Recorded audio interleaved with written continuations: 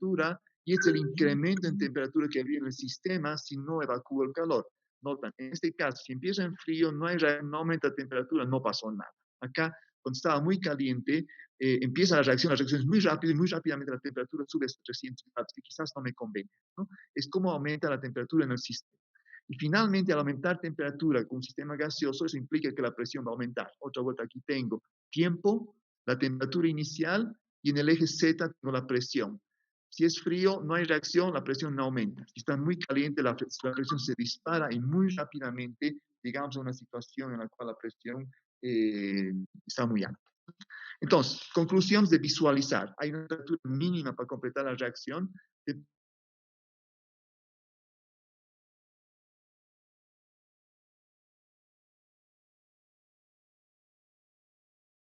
Otra vez. De nuevo lo ha botado. Su internet parece que se le corta cada rato. Creo que tiene microcortes en su Como internet. para fusilarlos. Ah, no, claro. Ahora sí. Ahora, ¿no? Ok. Y finalmente, temperaturas altas y productos gaseosos implican presiones altas. Entonces, mi primer modelo ya me muestra cómo funciona, pero ahora voy a hacer unos cuantos cambios, ¿ya? Mi segundo modelo, primero voy a incorporar un sistema de enfriamiento, enfriar exteriormente el sistema. Y segundo, voy a permitir que el hidrógeno escape, porque no quiero sobrepresión.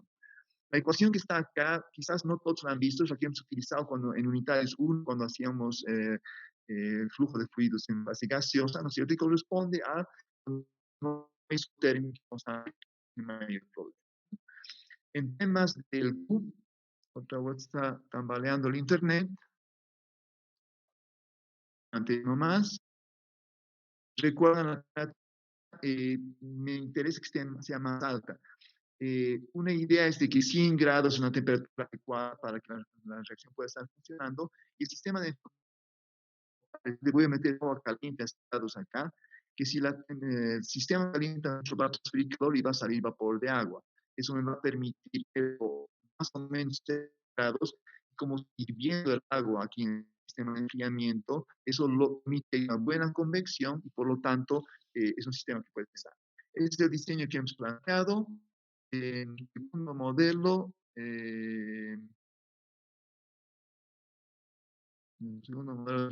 aquí está. Tengo otra vuelta, la cinética, no ha cambiado. El balance de calor, están viendo, ¿no? Este modelo.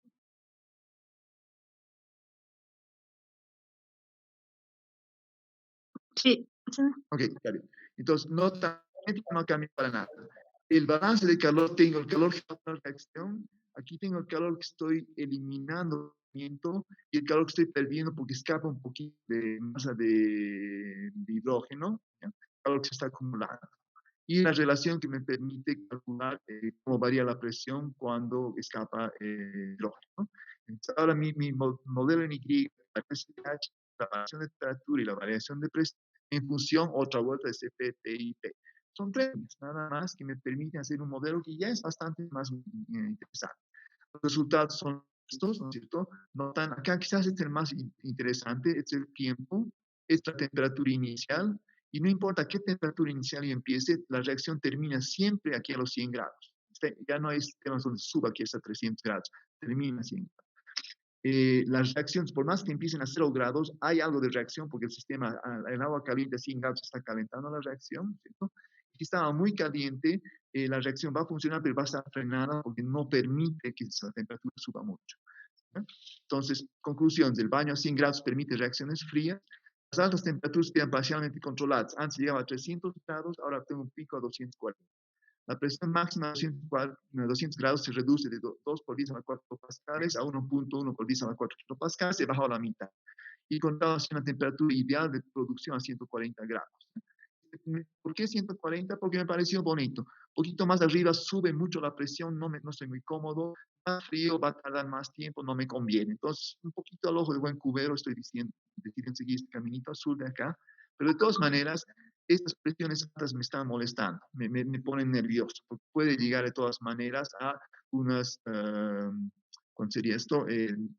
Unas 100 atmósferas, y no estoy muy cómodo con eso, a pesar de que los siguientes laboratorios están a 200 atmósferas, de todas maneras 100 atmósferas ya es para tener un poquito más de cuidado, ¿ya? Entonces lo que pusimos fue un disco de ruptura que se rompe, ¿no? Aquí se rompe a 3500, una condicionante en el modelo, ¿no es cierto? Y ahora tengo una reacción que va a funcionar muy bien. Si se llegase a calentar mucho, se revienta ese disco de ruptura y en esa forma escapa hidrógeno de golpe y no permite que se enfríe más. Es mi diseño, en base a consideración simplemente del balance de masa, de energía y de las que estamos considerando. Ahora puedo empezar a de un cuento un poquito más real, se conoce como Industrias T2. ¿Ya? T2 justamente tenía exactamente el mismo diseño que hemos planteado nosotros. Su reactor, aquí usaban aceite caliente para precalentar, para derretir el sodio, tienen agua a 100 grados, aquí tienen la salida, este es el tubo por lanzar el hidrógeno que vamos a recuperar, el disco de ruptura estaba acá, esto en un disco de 4 pulgadas, etc. Aquí está el reactor, notan, esto en Florida, tiene 2 empleados, 1700 kilogramos. Nosotros dijimos que era 50 kilogramos por día para Bolivia. Florida, bueno, no está haciendo para todos Estados Unidos, pero es una cantidad más grande, 30 veces más grande. De estos, sus reactores, esto, que no es una cosa muy grande. Notan el tubo de salida, incluso puede ver vapor que está saliendo acá, que es el sistema de enfriamiento de la planta que está funcionando. ¿Sí? Es una aplicación real, un diseño real que se hizo. Viendo un poquito el histórico de la industria 2, ¿no es cierto? Vemos que en 96 era una empresa especializada en solventes. En 2001 empieza a estudiar para producir MSMT en cantidad de 100 litros. 2004 inicia producción de reactor con 4.000 litros. Hay un detalle, varios incidentes exotérmicos investigados, que ustedes han visto en laboratorio, en medición, a veces hay un poco de ruido, tenemos cuidado de esto, no, investigamos un poco más, a veces no, a veces el ruido natural, no sabemos. Okay. Para 2005 incrementó carga a 6.000 litros. Otra cuestión, no había mantenimiento preventivo, no es que le ayudara mucho, pero es bueno tenerlo siempre. El 18 de diciembre de 2007 empieza el lote 175, a las 7:30 del día siguiente empieza la producción, a las 11 se inicia la reacción con CPH, a las 1:23 hay problemas de enfriamiento, estaba sobrecalentando mucho el reactor, entonces, siguiendo normas, se evacúa el personal por riesgo de fuego, y a las 1:33 ocurre algo, y es lo que quería comentar. ¿Sí? Lo que ocurre fue, alcanzan a ver la imagen, ¿no? Sí. Sí, doctor. Okay. Entonces, ven ahí arriba la imagen de lo que quedó de la planta. Bueno, hubo un incendio posterior, pero fue bastante grave, ¿no? Abajo tienen la tapa del reactor. Notan el espesor de la tapa, es 3 pulgadas de espesor. Esa tapa la han encontrado a unos 100 metros de la planta y su rebote había caído, había golpeado una riel de tren, sacó la riel del tren de su lecho también. O sea que la energía que se liberó fue enorme. Hubieron 4 muertos y 35 heridos. ¿Ya? El actor probablemente estaba por acá, pero ya no se puede distinguir acá. La pregunta que hago es, ¿qué pasó? ¿Qué creen ustedes que pasó en este caso? ¿No consideraron los límites de la presión, doctor? Vieron, la presión máxima que llegaría a la reacción era de 100 atmósferas. ¿Sí? Los cilindros en el laboratorio para guardar gas, nitrógeno, oxígeno tienen 200 atmósferas. Y no son tampoco tan gruesos, debe ser media pulgada máximo. Este tenía 3 pulgadas. O sea que esas 200 La reacción se ha disparado. ¿Perdón? La reacción se ha disparado tal vez por la energía de activación. Se ha sobrepasado o ha disparado. Cuando la reacción se dispara, libera toda su energía de golpe, ¿de acuerdo? Vimos lo que iba a pasar cuando liberaba todo su golpe. La temperatura iba a subir hasta los 300 grados y la presión iba a subir hasta las 100 atmósferas. Esos son los límites que iban a ocurrir. Suponiendo además que no se hubiera roto el disco de ruptura y todas esas cosas, ¿no? Pero eso era el límite de lo que podía haber ocurrido, ¿no? Por lo que hemos estudiado anteriormente. O sea que no es, en este caso, no ha sido la reacción que se escapó. ¿Es una reacción exotérmica? Sí. 45 kilojoules no es mucho, pero está en un solvente y todo eso, ¿cierto? Entonces, eso hacía que toda la energía que se libere, si de golpe se liberaba la reacción, ¿no es cierto? La temperatura subía hasta 300 grados y subía hasta 100 atmósferas. Eso es lo peor que podía ocurrir, pero obviamente ocurrió algo peor. Entonces, la pregunta otra vuelta es, ¿qué pasó? Quizás, doctor, ha aparecido otro componente dentro del reactor por la corrosión posiblemente. Ya, otro componente es posible. Corrosión hubiera sido ¿se llama? Una opción posible, pero no se ha detectado corrosión. Hubiera sido bueno con mantenimiento preventivo ver si había alguna otra cosa. Efectivamente, son cosas que pueden ocurrir, pero no ha habido corrosión. Y cuando han analizado los pedazos del reactor, en ninguna parte había constancia de corrosión. ¿Alguien más quiere proponer algo? Pero la idea que usted dice que puede ser otro componente es una idea interesante, pero habría que identificar cuál es ese otro componente, ¿no?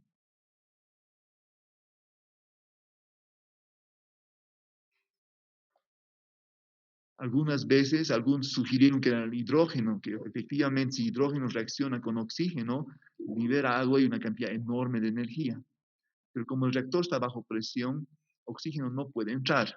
Entonces, no podía haber sido que el oxígeno se entró y por eso explotó. Por otro lado, si había alguna falla y está escapando hidrógeno, se formaría inmediatamente una llama ahí, como un lanzallamas, ¿no es cierto?, que causaría daño probablemente, pero no en ningún momento llegaría a explotar el reactor, porque el problema es que en este caso que hubo presión dentro del reactor. Si se fijan la forma que está rota la tapa del reactor, ven que ha sido realmente arrancada de golpe.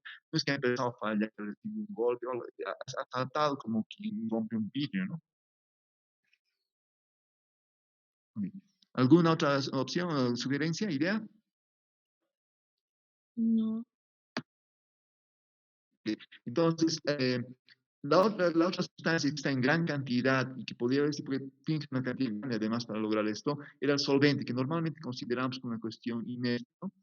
El biclima, el solvente, es un poliéter, como les dije, que cuando se lo calienta, cuando se lo descompone térmicamente, forma alquitrán y tres moléculas de gas, que son metano, eteno, metanol, varias cosas, porque se rompen de forma muy irregular. El detalle aquí es bastante grande, es menos 390 kilojoules, pero además hay mucho solvente, mucho más que el sodio, y eso hace que sea una cosa grande. Por otro lado, su energía de activación es extremadamente alta, y eso hace que si bien eso generalmente nunca reacciona, cuando reacciona en forma grave. Y eso fue un poquito la conclusión del técnico. Entonces, lo que podemos hacer, ya que hemos usado MATLAB para construir, diseñar un sistema, vamos a usar MATLAB para hacer la autopsia del sistema, puesto que ya reventó, ¿no es cierto? Y vamos a volver al sistema donde teníamos la cinética que estudiamos nosotros, el balance de calor que teníamos aquí, ¿cierto? El flujo de hidrógeno que está saliendo, y ahora consideramos cómo descompone el solvente usando los valores que hemos visto hace un ratito. Acá estamos añadiendo dentro del balance de calor el calor que se libera por la descomposición del solvente, además del valor de la reacción, y eso nos permite tener ahora un sistema de ecuaciones de cuatro ecuaciones, perdón.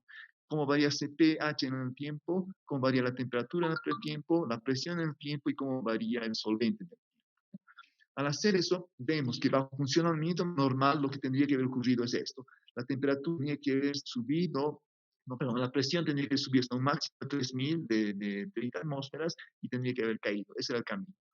La concentración de CpH va a ir de 5 moles por litro hasta, bueno, al principio hasta 2 solamente. La temperatura que estaba por 132 pasaba por 138 como máximo y luego iba bajando, se estabilizaba a 100 grados por el sistema de enfriamiento. Y la concentración del solvente pasaba de 7,46 molar hasta 7,42 molar. En otras palabras, normalmente hay un poco de descomposición de solvente en una reacción orgánica, pero nunca es muy, muy grande, ¿no? Y se nota porque queda un poquito cafecito en la reacción, si se acuerdan en la reacción inorgánica, queda un poquito cafecito el solvente, pues porque hubo de descomposición, pero no es nada. Cuando falla el sistema de enfriamiento, vemos de que el CpH que tendría que disminuir, según esta cinética, eje X es tiempo, Y es el CpH, en realidad cae mucho más rápido porque está calentándose y luego hay momentos donde se cae de golpe.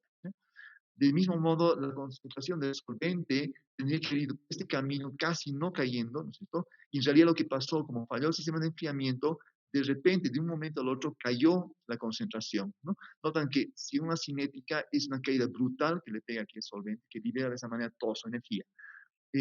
La ecuación que describe, que resuelve esto, ya no es el OD45, porque es típicamente una ecuación rígida, en otras palabras, que tiene cambios muy grandes, muy fuertes, y hay que usar un OD15. Pero eso se va viendo después, cuando vemos el algoritmo para el sistema.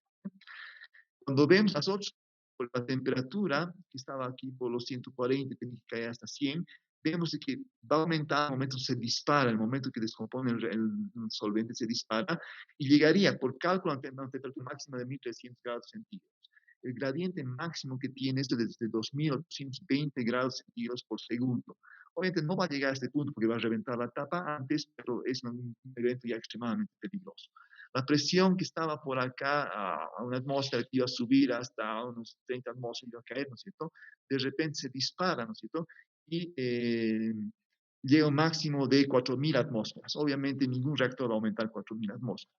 La pendiente máxima que se tiene es de 1,3 millones de kilopascales por segundo. O sea, es obviamente una explosión. Y si quieren, copien este URL de YouTube, ¿cierto? Porque la Marina Americana tiene cámaras en diferentes lugares para ver entradas y salidas ilegales de Estados Unidos. Es un tema de seguridad, ¿no? Son cámaras que están filmando todo el tiempo y esta cámara capturó lo que ocurrió en la realidad en este proceso. Van a ver las imágenes, hay una chimenea, ¿no es cierto?, de una industria que está aparentemente delante de donde estaba la industria T2, incluso hay uno o dos torres de enfriamiento de una central nuclear más allá, y pueden ver cuán grave fue la explosión, si quieren pueden ver eso, ¿no? Entonces, más que todo era mostrarles de que si bien hemos visto la parte cinética, con un poco más, incorporando parte de MATLAB, un sistema de cómputo, vamos a poder profundizar mucho más en sistemas de cinética que hemos visto y nos va a permitir diseñar procesos y además evitar cometer accidentes como el que se ha visto acá, ¿no? Cuando hice la presentación después dije que podría ser contraproducente porque voy a hacer que la gente se escapen de estudiar ingeniería química, entonces fui a buscar temas de porque tuve cargo de conciencia. Lo que he visto son datos americanos en realidad, pero que sirven como ilustración de que en el área de servicios ocurre más o menos la mitad de los accidentes. En cuestiones de gobierno, donde están incluidos los militares, hay 10%, y en producción de bienes hay 40% de los accidentes fatales, ¿no? Del 40% de producción de bienes, en 41% son en construcción y 42% son minería y recursos naturales. Manufactura solamente 17%. Y en manufactura, la parte de ingeniería química es solamente un 7%. Eso está pequeño valorcito acá. Vale decir que los accidentes en química es del 7%, del 17%, del 40%, vale decir 0,5% de los accidentes que ocurren que han ocurrido en Estados Unidos se debe a la ingeniería química, y eso era para que no, no sea contraproducente, ¿no? Lo que me importaba hacer en esta presentación, sobre todo, era mostrarles las bondades en sí de MATLAB y de todo lo que hemos estado estudiando hasta ahora, como para poder entrar ya al diseño propiamente dicho de procesos, ¿ya? No sé si hay preguntas sobre lo que hemos visto hasta ahora.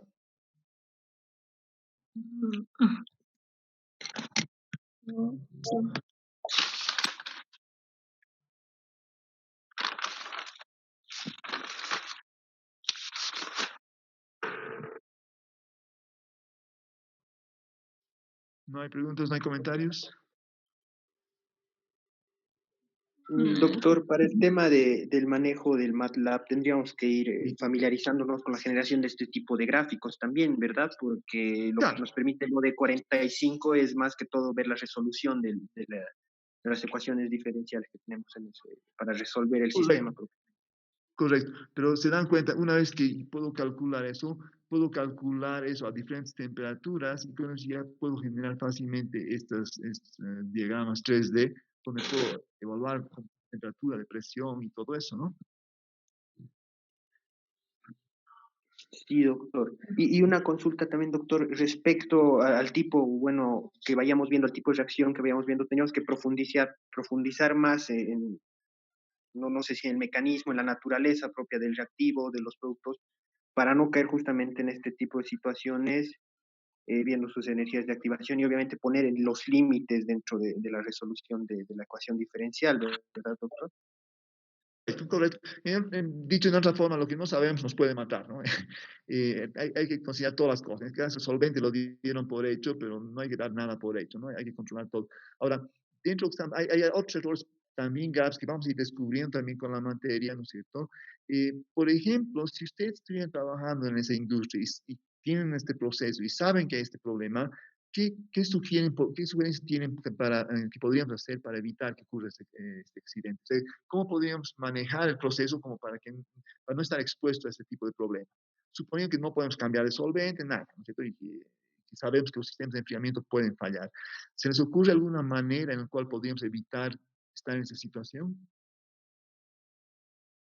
Tal vez Mm, poner una, como las ollas de presión, cuando sube mucho la presión, se pone un liberador de presión, por así decirlo, de vapor. Correcto. Y de hecho se hizo, porque ese disco de ruptura es lo mismo que lo que ustedes tienen hoy de presión con su resortito, solo que en la industria se le pone como disco de ruptura para que se rompa y no falla el resortito, no falla otra cosita, ¿no? Entonces tenía su liberador. Y de hecho el liberador de presión seguramente empezó a funcionar. Pero la reacción fue tan rápido que no hubo condiciones como para evacuar todo ese incremento de presión en buena forma, ¿no? Porque ellos hicieron diseño solamente considerando la cinética de la reacción. Si hubieran tomado en cuenta la cinética del solvente más, hubieran visto que quizás no era posible o hubieran tenido que ser un disco de ruptura mucho más grande, una sección más grande. Eso podría haber sido una solución, ¿no? Pero aparte de eso, ¿qué otra cosa podemos hacer? Suponiendo que hemos heredado la planta en buen estado y no tenemos plata para cambiar discos de ruptura o otras cosas, ¿qué otra cosa podríamos hacer para evitar el problema? Quizás un sistema de enfriamiento de reserva, doctor, en caso de que fallara el primero, tener la reserva del segundo. Creo que se maneja mucho ese tema en plantas nucleares. Correcto. En realidad, toda la industria química es por redundancia, ¿no? Tiene que haber más equipos, más sistemas de lo que se necesita, ¿no? Si necesitamos una advertencia, hay que poner dos o tres. Si necesitamos un sensor, ponemos dos o tres. Siempre ponemos un exceso porque las cosas fallan. Perfecto. Sin hacer nada de esto, nuevamente, la forma en que operamos, hay una cosita más a la cual quiero llegar y que nos permite más entrar al resto de la materia, obviamente. No sé si a alguien se le ocurre, ¿qué otra cosa más podríamos hacer?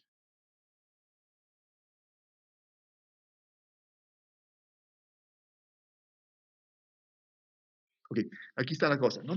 Lo que han hecho ellos es, además, un error que es bastante elemental, me parece, dentro de la industria química, es la siguiente. Han agarrado un reactor, han puesto todas las cosas dentro, han cerrado y lo han lanzado. Si ustedes hacen eso, ya no tienen forma de control, porque han puesto toda su confianza, toda su esperanza dentro de lo que está dentro de la olla, ya no pueden cambiar nada. Es como que de cocinar en olla de presión y darse cuenta que nos falta la sal, pues si nos hemos olvidado poner sal, ya no podemos abrir. Hay que dejar que se termine de cocinar y luego abriendo recién poner la sal. Y si se han olvidado poner el pollo ahí adentro, peor todavía, ¿cierto? Entonces, son sistemas muy cerrados. Imagínense el mismo sistema donde tengo el solvente, tengo el sodio ahí adentro y voy añadiendo gota a gota el CPH. O al revés, tengo el CPH en el solvente y voy añadiendo pedacito a pedacito el sodio. El momento que la cosa calienta mucho, yo puedo parar la entrada. ¿Se dan cuenta? La forma en que yo alimento el reactor o la forma en que funciona el reactor es algo que nos va a permitir tener mayor control. Aparte de todos los modelos que hagamos, etcétera, nos va a permitir tener no solamente control, sino selectividad en muchas reacciones. Acá no había problema de selectividad, pero en muchas reacciones la forma en que alimentamos nuestro reactor nos va a permitir cambiar selectividad, o rendimiento o temas de seguridad. ¿Sí? Sí. Doctor, en ese sentido, uno podría intuir que de alguna manera los reactores continuos van a ser de alguna manera más convenientes. Hay casos en los que si de lo contrario nos convenga hacer, no sé, reacciones discontinuas o por lote.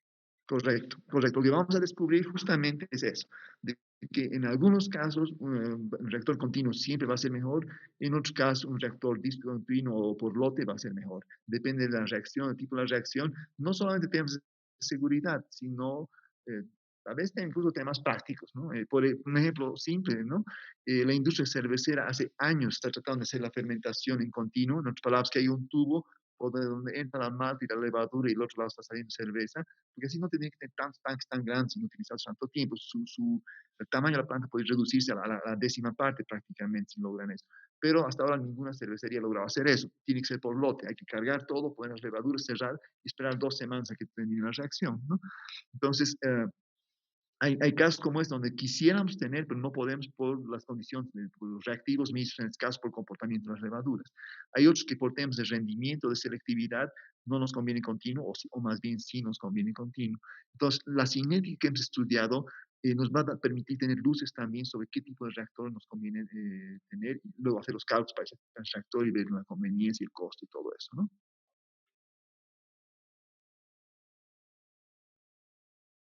¿Sí estamos? Sí, Sí, doctor. doctor, gracias. Sí, gracias. Está bien, de nada. Entonces, bueno, eso es una pequeña presentación. Ahora, miren, finalmente nos ha ido mejor me ha ido mejor con ustedes que con Unitaris 1, donde fue un desastre total. Pero de todas maneras voy a llamar ahora a reclamar para que me mejore un poco la estabilidad del Internet, porque todavía tambaleó un par de veces, ¿no? Les voy a pedir el resto del tiempo que queda, por favor, que uno, entren a Chamilo y traten de tomar el examen. Otra parte, no se preocupen por la nota, traten de ver cómo funciona todo y todos los problemas iremos poniendo en el grupo que tenemos, porque a veces uno se da cuenta de algo y podemos tener un poco más de retroalimentación. Yo no conozco todos los detalles del Chamilo y pues prefiero que hablemos entre todos sobre eso. ¿Ya? Evaluamos y vemos para ir tomando el pulso para ver cómo nos funcionaría con eso, ¿sí? Doctor, no aparece el examen en Chamilo. ¿No aparece? No. Sí, doctor, no Normalmente, aparece. ¿En qué icono hay que entrar? Sí, eh, doctor, no aparece la opción de test, como en Ajá. un 1. aquí Camilo, no, tengo que hacer un login primero.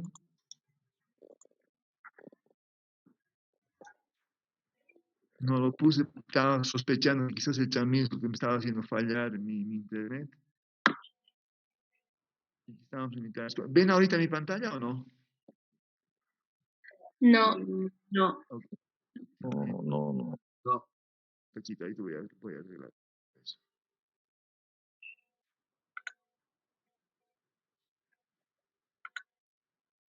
No,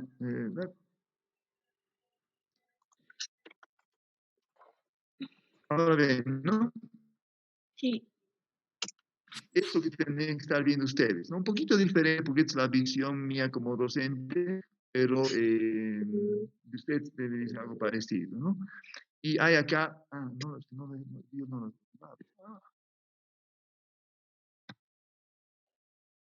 ahora lo acabo de activar, deberían ver un cachito, esperar, muy lento al rato. No se ha vuelto a cerrar.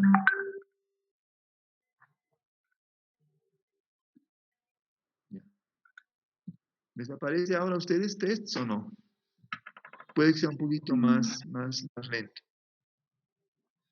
Sí, ya aparece, doctor. Ahora sí. Ya está, doctor. Activé todo, pero tenía que abrir un poquito. Lo que les decía es muy redundante, al rato hay que repetir varias veces la misma cosa hasta que finalmente entiendan, pero ni más. Entonces, la prueba de entrar a test, ¿ya? Hagan la prueba de hacer el test, tomen el pulso, díganme después, vamos a compartir qué les ha parecido, si les parece interesante o no. Nuevamente, también estamos mostrando evidencia de que estamos avanzando, no necesariamente nosotros vamos a conservar, tiene que ser algo justo y correcto, ¿no? Entonces, en ese sentido, no se estresen sobre todo, ¿no? Y si tienen problemas, avisen, no he podido entrar, qué sé yo, no hay problema, vamos a encontrar una solución. ¿Ya? Eso les pedí. La otra Doctor, ya aparece la opción de test, pero al entrar no aparece el examen, o sea, para descargarlo, digamos. no hay, ¿qué ve usted cuando Solo dice que está activado de 10:30 am hasta las 12:30. Solo aparece eso. ya? A ver, No aparece si- el examen para descargar. normalmente aquí me sale, es lo que deben estar viendo ustedes, ¿no? En test name, aquí examen tipo PU4, ¿no? Y normalmente si pulsan en esto está activado, debería abrirse el examen, ¿no? Sí, Es lo que me aparece muestra. Start Test. Ahora sí, doctor. Ya está. Ok, entonces hay un start test. Tomen el test ustedes y me comentan después cómo les ha ido, ¿de acuerdo? Tal vez la hora se lo puede ampliar un poquito. Sí, ahora sí aparece. Las No, 12. es bien rápido y nuevamente no quiere decir Ay, nada. Háganlo nomás porque tienen hasta las 12:30 creo para hacerlo. Les va a tomar 2, 3 minutos y incluso si responden al tuntún, cualquier cosa está bien. Lo que nos interesa es ver cómo funciona y con qué les aparece a usted. Es lo que me interesa más que todo. ¿Ya? ya. Doctor, ¿podríamos ver la posibilidad también de aclarar dudas así por Zoom? porque es un Claro. poco a veces complicado entender o sea, los mensajes. No se entiende muy bien. No, sí, O totalmente de acuerdo. Lo que voy a hacer en o realidad es, ahora que mi internet está un poco mejor, voy a traer la pizarra, lo voy a poner para que puedan ver con camaritas sobre pizarra, puedo garabatear, así va a ser mucho más fácil, ¿no? Pero la condición es que mi internet no me juegue juegos sucios, ¿no? Es lo que voy a hacer. Podemos hacer es para el viernes, como tenemos laboratorio, podemos hacer la prueba de aclarar dudas con pizarra y con imagen. Para no saturar el sistema, quizás ustedes no pongan usted su video, yo voy a poner solamente el mío, y sobre la pizarra voy a poner para que puedan ver todos. ¿Les parece? cierto, o tal vez en audio también, mejor que escribiendo, tal vez se entienda.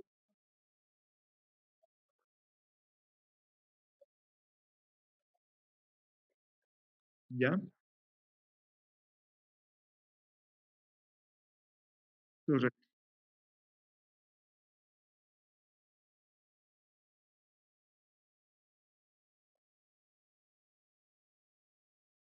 Ya, perfecto. ¿Ya?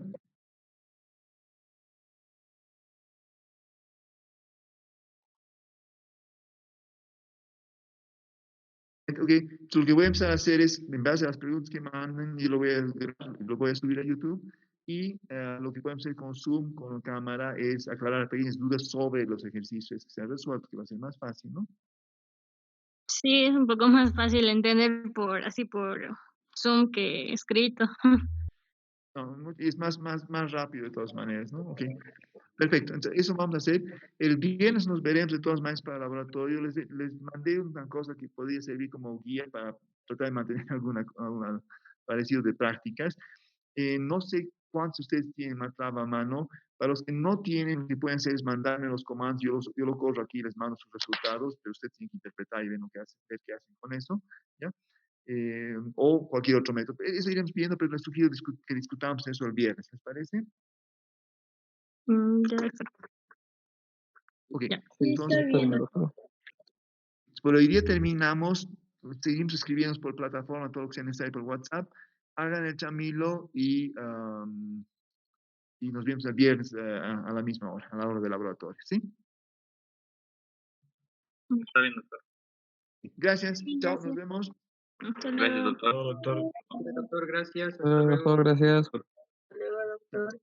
Adiós.